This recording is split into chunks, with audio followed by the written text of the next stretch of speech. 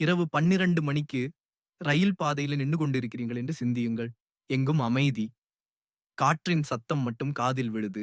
திடீரென்று தூரத்திலிருந்து வரும் ரயில் ஹாரன் சத்தம். ஆனா, அதை விட பயங்கரமா உங்க கண் முன்னே திடீரென்று ஒரு தலையில்லா நிழல் உருவம் நடந்து வருதுன்னா, அத பார்த்த ரயில் டிரைவர்கள் கூட இன்னி வரை அந்த பாதைய நெனச்சாலே நடுங்குறாங்க. இந்த சம்பவம் நடந்தது நெய்வேலி அருகே உள்ள பழைய ரயில் பாதையில்.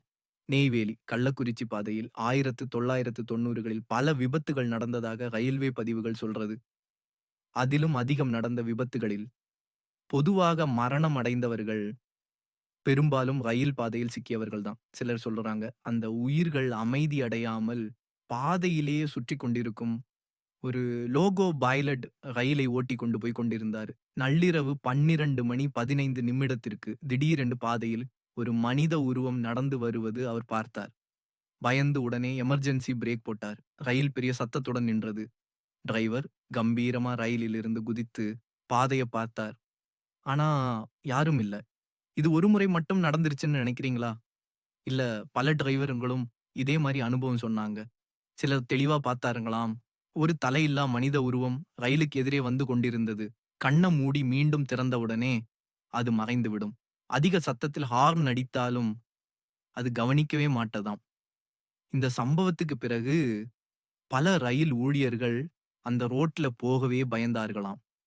அப்பகுதி மக்கள் சொல்வது, பல ஆண்டுகளுக்கு முன்பு ஒரு இளைஞன் ரயில் பாதையில் சிக்கி தலையை ரயில் வெட்டி சென்று விட்டதாம். அந்த உயிர் இன்னும் அமைதி அடையாமல் ஒவ்வொரு இரவும் அந்த பாதையில் சுற்றிக் கொண்டிருப்பதாக கிராமவாசிகள் நம்புகிறார்கள். சிலர் சொல்லுறாங்க, இரவில் பாதையை கடக்கும்போது பின்னிருந்து காலடிகள் சத்தம் வரும். திரும்பி பார்த்தாலோ யாருமே இருக்க மாட்டாங்க. ஒரு பாதுகாவலர் சொன்னது, நான் டார்ச் லைட் போட்டு பார்த்தேன். தூரத்தில் ஒருவர் நடந்து வர, ஒளி படும்போது அவர் முகம் தெரியவில்லை. நிழல் மாதிரி. நெருங்கி பார்த்ததும் தலையில்லாத உருவம் போல இருந்தது. அடுத்த நொடியில மறைந்து போச்சு. அந்த சம்பவத்துக்கு பிறகு அவர் வேலைய விட்டுட்டாராம்.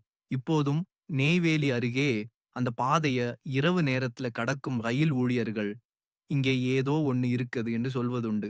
ஆனா, அது உண்மையா? மனசாட்சி விளையாட்டா?